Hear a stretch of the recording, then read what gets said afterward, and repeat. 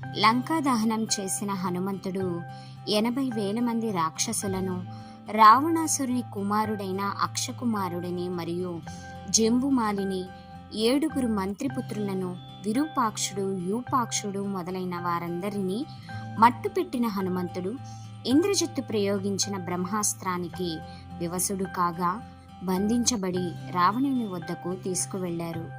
రామదూతగా వచ్చిన హనుమంతుడు వాల్మీకి రామాయణం ప్రకారం ఎంత ఆకారం, ఎంత ధైర్యం, ఎంత బలం, ఎంత వైభవం మరియు ఎంత శుభగుర్తుల సమ్మేళనం! అయ్యో, ఈ రాక్షసుల రాజుకు ఉందే!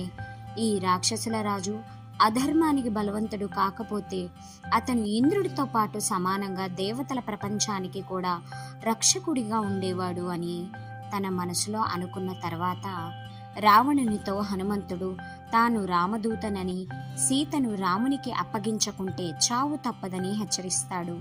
ఆ సమాధానం వినిన రావణుడు హనుమంతుడిని వధించమని ఆజ్ఞాపిస్తాడు.